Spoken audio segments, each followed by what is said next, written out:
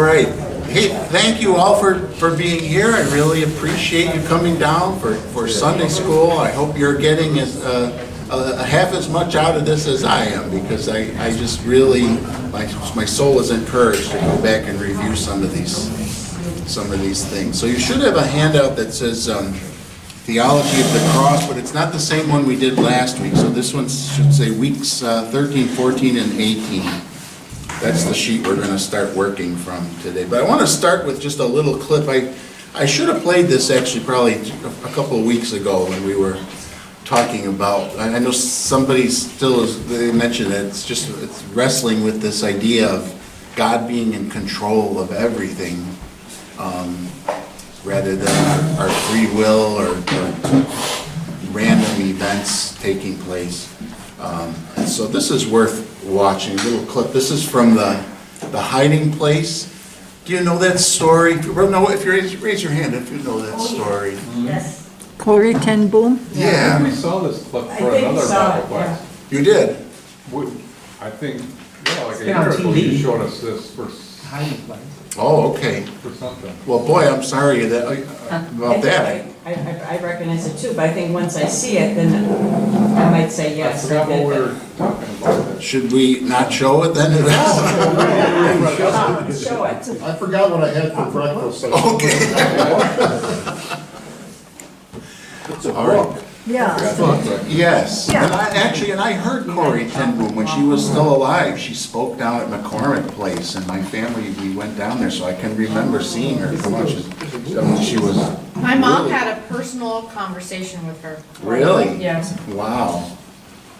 Yeah, she was a very short little gal, Well, the book is very good. old, but boy, she just had spunk, you could tell, even for her age, it was amazing.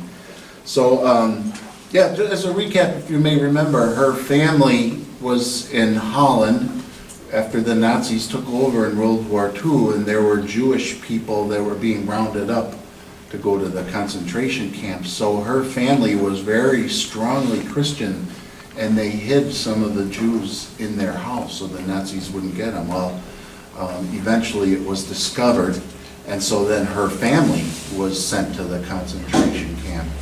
And I think her mother was already passed, right? It was her father that died in the concentration camp, do you remember?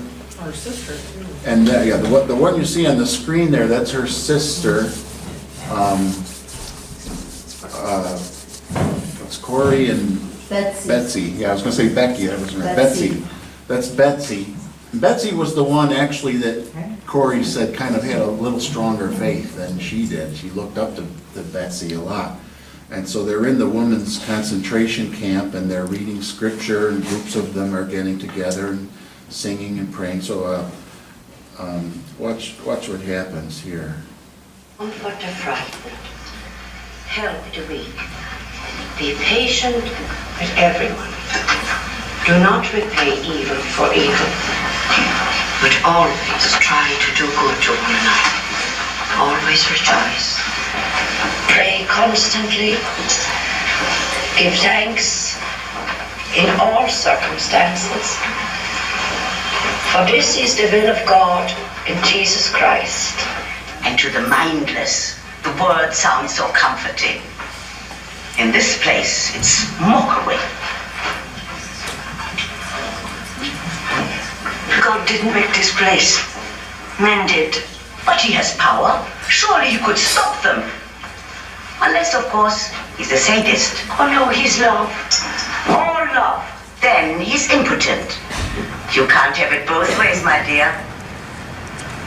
You see what's around you. We see another world, just as real. Our life with God. Every day, it gets deeper and stronger. You think the two can't exist side by side, but we know they do. We live them both. It's enough knowing that we're so much done, moving from nothing to nothing. But you must believe your God smells that stench from those chimneys and refuses to do anything. If only you could know his love. I am Maria Procek, first violinist of the Warsaw Symphony Orchestra. Did your God will this?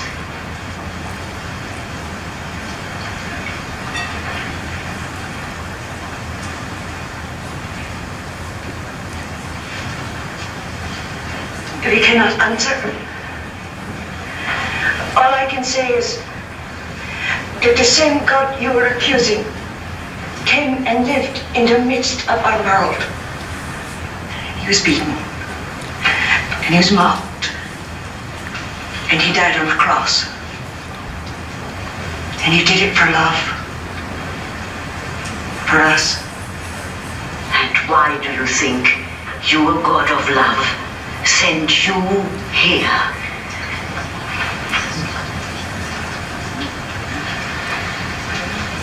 To obey him. If you know him, you don't have to know why. First you take the... Okay. So, you heard as she was reading the scripture there, and then the other woman kind of jumped in, said, you know, how ridiculous this is, this stuff that you believe. How can there be a God that would allow something like this to happen? And what was Corey's first response? Well, God didn't do this, men did. That's our first response, right? Get God off the hook, you know. God, and we talked about that, how there are the intermediaries, there are the instrumentalities of evil. That we looked at scriptures of it, right? Where God said do this, and then it was a devil that did it. So evil is always responsible to God for its own evil. But then, as the woman pointed out, said, you can't have it both ways, that God loves you and that God is powerful enough to stop this. It can't be both. And then it went back again to Betsy, and she said, we don't understand it, but we know it is both, that both of those exist side by side. And the only way we can know that and accept that is by knowing him. And you just see how the evil got ratcheted up. First it's like, you know, how terrible it is that that this place exists. Then it's like, how can God smell the smoke of the burning, cremated people coming out of the chimneys and not do anything? Now it's like absolute evil. And then it becomes personal. Did your God do this? And she shows her hands, right? And then that's the hardest part of all to answer. And then you saw Corey step back in and said, you know, if only you could know him. But we don't know how to answer you, but this is our answer. That God sent his son, Jesus Christ. And Jesus suffered and died out of God's love for us. So that's what we're looking at. And in the theology of the cross, we're seeing that God doesn't fix all the problems, at least not in the way that we'd like him to or think that he should, but that he did send his son Jesus Christ, and that in the cross, that's where we find God's greatest power at work. So let's take a look at your worksheets there. Roman numeral 4, the theology of the cross as it relates to discipleship, or being a follower of Jesus. The cross excludes all other alternatives, so that those who reject it, that is, those who reject the cross, they're not merely choosing one option among many, but they make themselves enemies of God. The cross was what God chose to redeem us. I've talked in here before about Luther's Bondage of the Will. Have you ever heard me mention that? Really a most amazing book. And that's where Luther is responding to a fellow back in that day named Erasmus, who wrote a book called The Freedom of the Will. So Erasmus argued that we have free will, and Luther came back and said, no, our wills are in bondage. We do not have the power to do these things. But you know what Luther's number one argument in the book is? There's lots of scripture passages that he heralds, but his number one argument is, if Jesus had to go to the cross, then there was no other way that it could be done. So our wills we cannot have the power. We cannot have the possibility by our own will or ability to do it. It's impossible, or Jesus wouldn't have had to go to the cross. So the cross is God's choice. It's God's plan, God's purpose. And if we reject the cross, there is no other way for us. I got a good quote in here from Martin Luther. You see that? He who does not know Christ does not know God hidden in suffering. Therefore he prefers works to suffering, glory to the cross, strength to weakness. He prefers wisdom to folly, and in general he prefers good to evil. These are the people whom the apostle calls enemies of the cross of Christ. For they hate the cross and suffering, and they love works and the glory of works. So you see what Luther's arguing there, that it's in suffering that God is doing these works. So if we reject suffering, it's our desire for glory, our rejection of the cross that wants to get past all suffering and just get it fixed and get it over with. God has chosen suffering for his own purposes. Letter B. Sometimes operating from a theology of glory, we may even enter into the suffering of others, but it is to add to our ledger of good works. You see this theology of glory? It's so deceptive. It can appear very humble and sacrificial.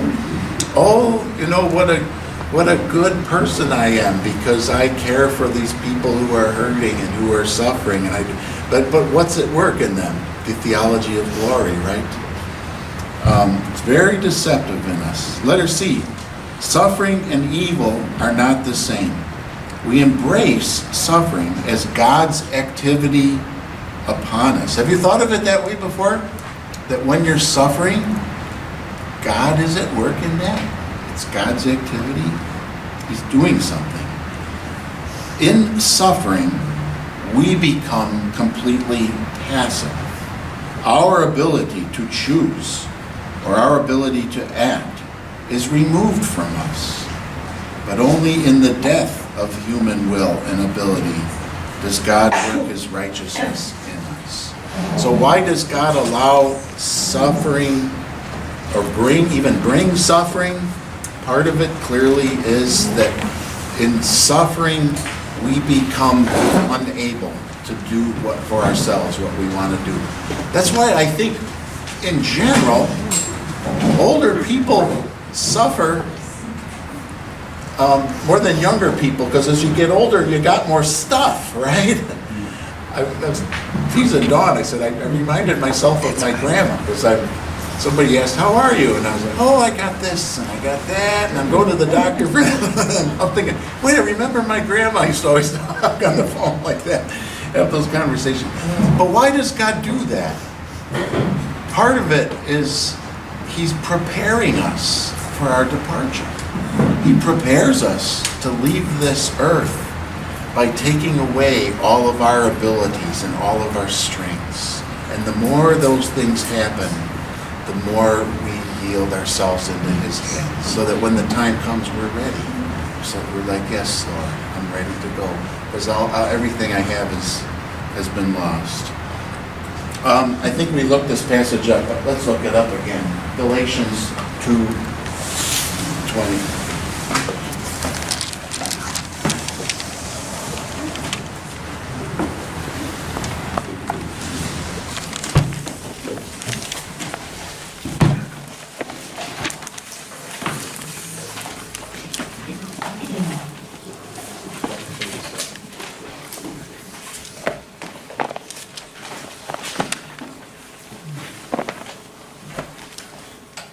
Galatians 2:20. I have been crucified with Christ. Now, when he says I've been crucified with Christ, before we go any further, what does that mean? You weren't hanging there on the cross that day, were you? Anyway, I didn't think so. Some of you are old, but you're not that old. What does it mean you were crucified with Christ? His crucifixion's become my crucifixion in faith. Yes, in his crucifixion, you now participate, you share by your faith in Christ, by being a member of Christ. When he died, it was you dying. It is no longer I who live, but Christ who lives in me. So if you died with Christ, and he rose from the dead now, and you were with Christ in that death, now who lives in you? Christ. Your life now is Christ living in you. The life I now live in the flesh, I live by faith in the Son of God who loved me and gave himself for me. So your whole life is one in which it emerges out of, it comes out of this death and crucifixion of which you have shared.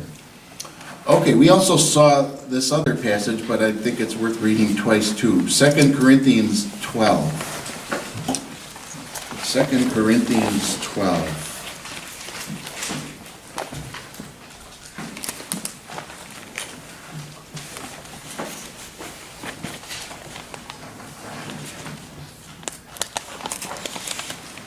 Second Corinthians 12, starting at verse 7.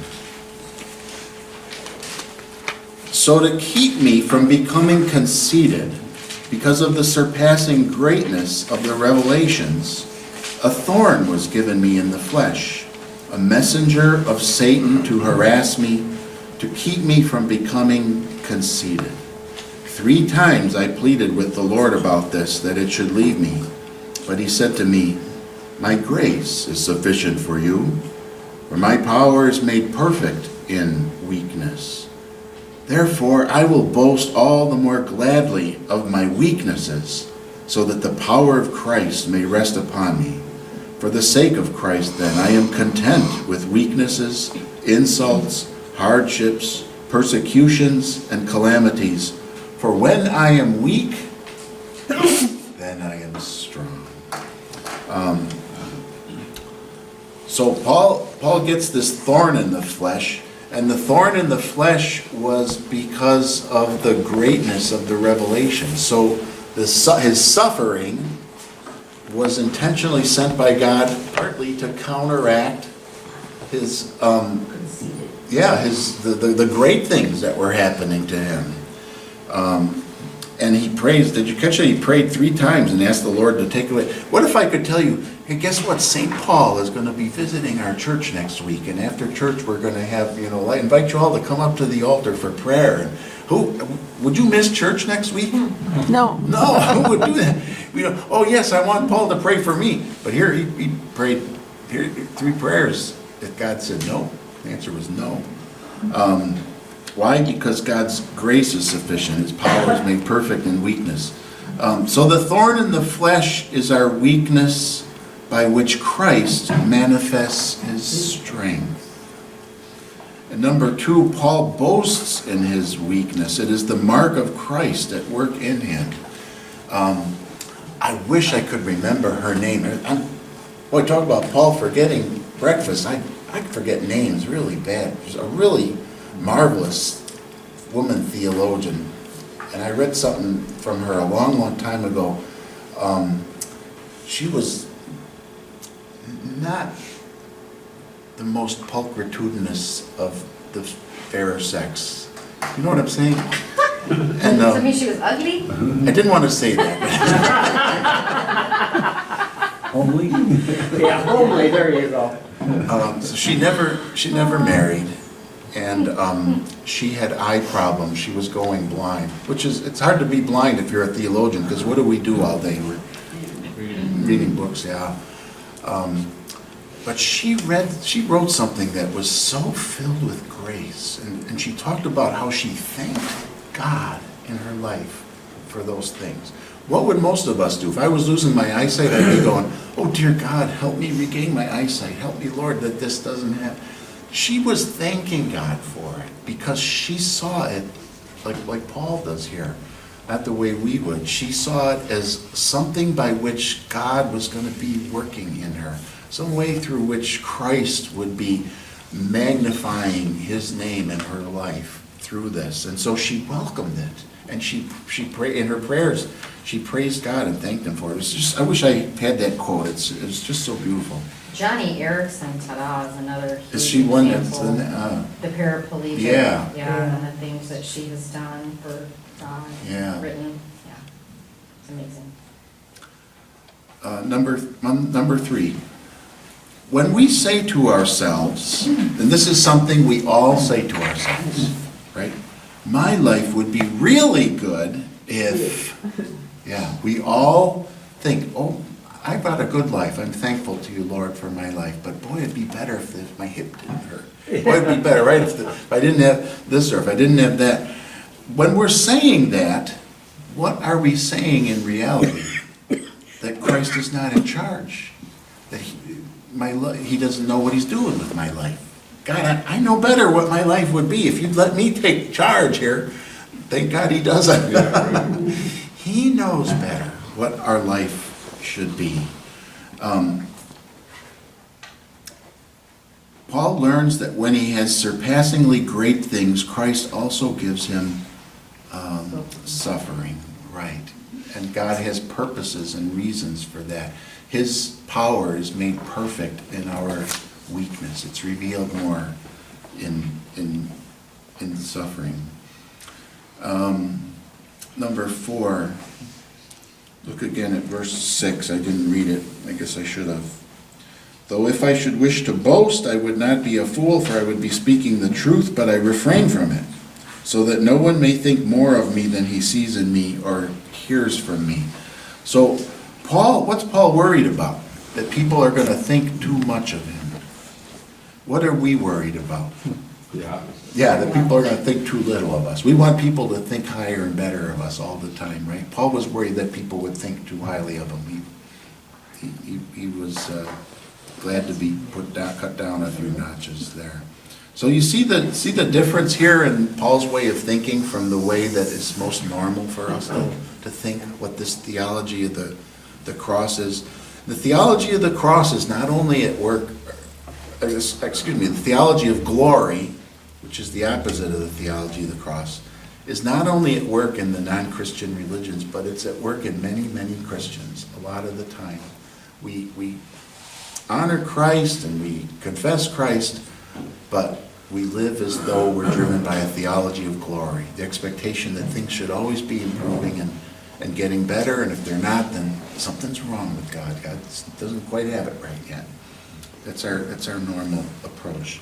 Let's look at number 5. This has to do with end of life and bioethical issues. I can almost guarantee you what we're going to talk about here in the next few minutes is stuff that you've not heard before. If you go in the hospital chaplain comes, right?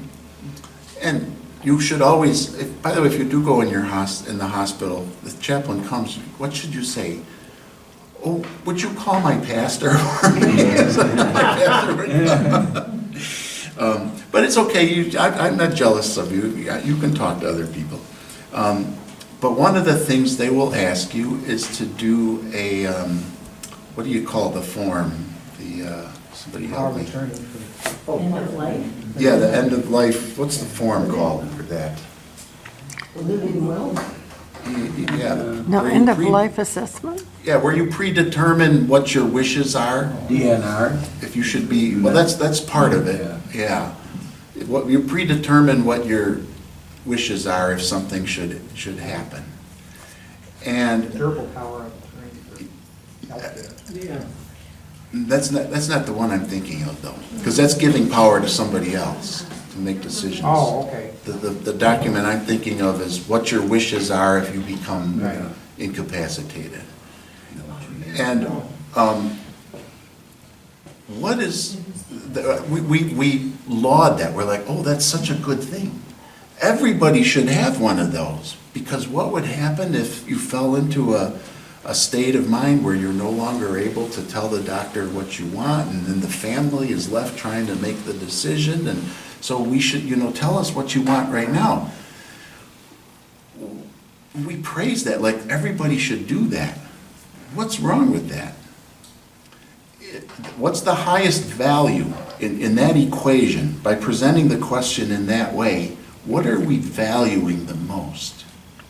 Your personal autonomy right now, that you make your own decisions. Is that how God set things up, that you should just always make your own decisions, including about when you're going to die? Is that the right way to look at it? So you'll get presented with a different view here. It may hopefully make you think a little more about it. Roman numeral 5, letter A. A theology of glory at work to contravene the activity of God. So the theology of glory is always telling us what we have to do to make ourselves feel good and feel better. Here's a statement. This is a great statement. It's impossible to stop thinking in terms of good or bad. It's impossible not to think in terms of that. Which is very interesting for the evolutionists, right? Because where does this idea of good and bad come from? If we just evolved, if there's nothing that exists except the physical world, where does good and bad come from? And yet everybody operates every day with ideas in their mind of what is good and bad. In fact, the requirement to be good is so powerful, it's so strong that you can't resist it. You are compelled to do good. A sociopath is a person that has lost the ability to think. They have no conscience, a sociopath, right? Someone who's lost the ability to recognize good and evil. But even a sociopath can't escape these categories of good and evil. So I remember the story of a guy, he was a sociopath, and his wife was in the bathtub taking a bath, and they got into an argument, so he drowned her in the bathtub.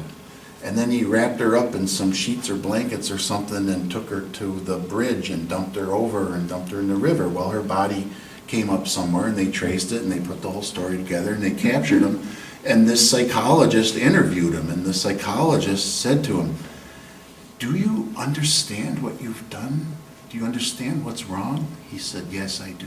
He said, I know I did wrong. I never should have thrown her over that bridge." So he's thinking in terms of right and wrong, but it's all skewed, right? He doesn't understand it. That's what we all do. I read a really moving book for me years ago, one that I've never forgotten. Claudia Kuntz is the author. It's called The Nazi Conscience.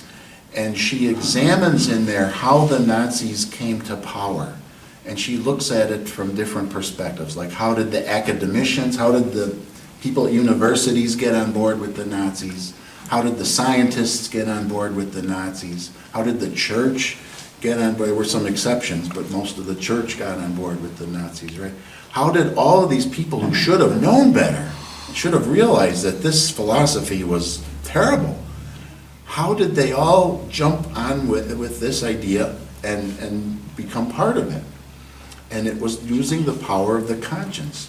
What they did was they persuaded people, they convinced them that the bloodlines were not pure. And that if we don't control the bloodlines, the impure human beings, the ones who have something wrong with them and who have problems, they would keep breeding and breeding, and they would destroy humanity. So for the sake of humanity, for the well-being of the future of our human race, we have to stop them from breeding, just like you would with your animals. Remember, Ma, at your family reunion? And who was it? One of your cousin's kids or somebody is a veterinarian for cows. He does cows. So all day long he goes and he inseminates cows. Yeah. And then he checks, and if there's something wrong with that cow when it's being born, they don't want cows that have something wrong with them. Not bad ones. So they exterminate them. Well, the Nazis believed that about people, that if we don't get rid of the bad people, we ruin and they persuaded all of these groups. And so you see what they were doing? They were doing something that was totally and terrible evil, but in their minds, they thought they were doing something really great and wonderful. See, that's what happens to us when the theology of glory is at work. So you get people who are convinced that they're doing something good when in fact they're doing wrong. Do we have that in America today? Oh, yeah. We're surrounded by it. We hear it every day on the news, right? There's people that really genuinely believe a lot of this terrible stuff is for the good.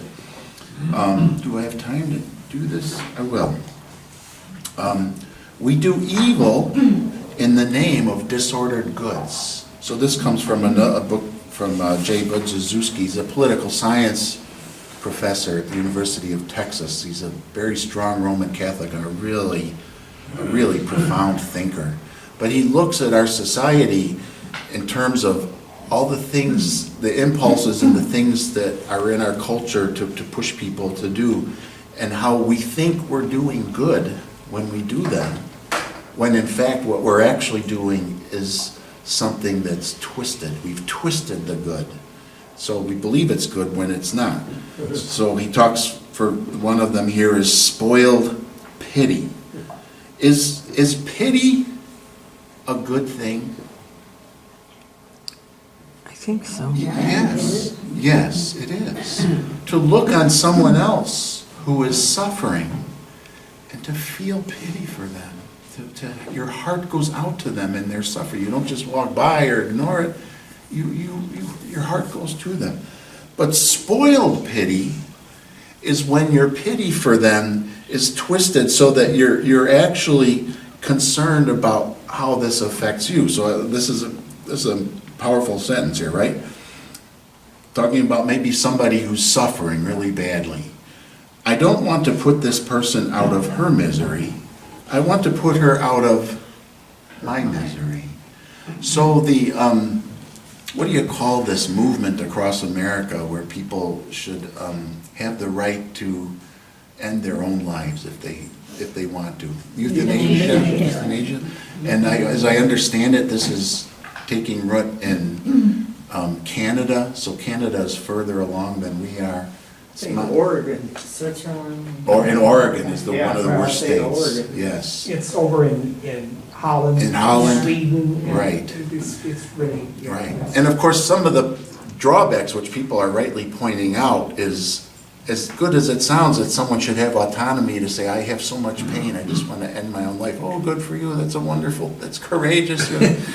But you know what happens? A lot of times it's other people that kind of push you into that choice, right? You start suffering, someone visits you and says, well, you know, there's a way that you can put an end to all of this pain. It's a courageous way. It'd be a tough decision to make, but you would be, and that's what happens. So a lot of these people are being pushed into this. Or there wasn't this in Canada recently, a girl that ended her life. She was a young girl. There was nothing wrong with her, but she was depressed and she fell in and she just felt like she just wanted to be gone. She needed therapy and love and treatment. Instead, what she got from her country is, well, just end your life, right? What's at work in that mindset? It's not so that I can feel pity for this person who's suffering. It's that when I look at their suffering and it makes me suffer, I'd rather have it just be gone. Just have it be over with. And that's the impulse behind a lot of this euthanasia movement, I think. Another one he considers is spoiled honor. Here's a statement in quotation marks. I don't want to be a burden, so if that happens to me, pull the plug. Pull the plug. I remember when I was doing a bioethics brief to some Marines many years ago when I was assigned to the Marine Corps. And the Marines pride themselves, and every one of them is physically fit. Every one of them can climb a mountain with carrying 100 pounds and then still fight the enemy and come back down, and they're strong and they're capable and they have when you're all that strong, what's the byproduct of it? You have very little compassion for the weak. So you get the strong ones, and somebody maybe can't do their share, they're just physically not capable or not up to it, and you know what they would do? Come on, what's the matter with you? All right. Very little compassion for the weak. And so I remember talking to them about this, and I said, if something would happen to you where you would be physically incapacitated and being kept alive artificially, what would you want to do? Every 100%, every person in that briefing said, pull the plug, pull the plug, pull the plug. They'd rather be dead than not be perfectly strong. But that's spoiled honor. What's the answer? I mean, do you go on life support in the first place, or does life support keep you going? Here's the answer. There is no answer. Suffering, true pity, true honor, comes alongside them in their struggle and bears with them and feels with them and doesn't just offer these solutions and let's do this and let's do that. It has to engage and trust and pray and look at different things. And the answer is maybe not going to be the same for any two people. Well, the form usually says you sign do not resuscitate. Yeah. Yeah. So if your heart stops, which it would if you're normally dying, that they don't go through extraordinary processes Right. to pop it back. And I would say this, in terms of bioethics, these should never be simple or easy decisions. They should always be hard, thought through, prayed about decisions.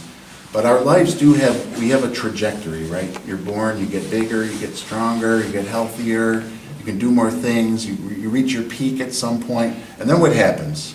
Boom. Then it starts going down. And then it goes down faster, right? And is there a point at which the trajectory is going down so much that it does not call for heroic measures to try to preserve it or protect it?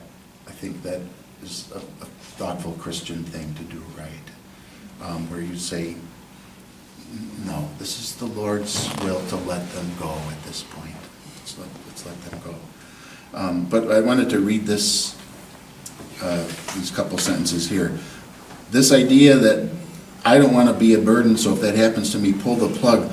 What does that say? That doesn't treat the other person as a moral being. So if I say, well, in my independent thought in my mind right now, I am autonomous and I can decide my life and my death, and I decide if ABC happens that I should die. By saying that, I'm telling my wife that I deny her the chance to be the one that God has chosen to help make that decision when the time comes. Now, part of her would probably be glad. She's like, I don't want to make the decision. I want you to make, because who wants to do that for our loved ones? Nobody. But that's the position God has put us in. That's part of what our caring, our Christian love for someone means, that we are willing to put ourselves in that spot and suffer with them for that when the time comes. So it takes away one burden, but it gives another. It rejects the place of God in the equation. So there should always be room for God to be able to work. And I'm not saying that God would always say, preserve life at any cost, no matter how much. Certainly not. But if God is doing something in suffering, we shouldn't try to objectify it by having papers and documents and arrows and lines that decide all this stuff. We should always be willing to enter into our hearts and let our family members treat them like responsible moral agents. Let your family members be responsible moral agents and trust that God can help them to make the right decision when the time comes. I guess our time is up there. So we'll pick up with these next week. So thank you for being here, and by the grace of God, we'll gather together again next week, and then in 2 weeks, the children's Sunday school starts. That's gonna be great, so we'll have a lot of fun then too.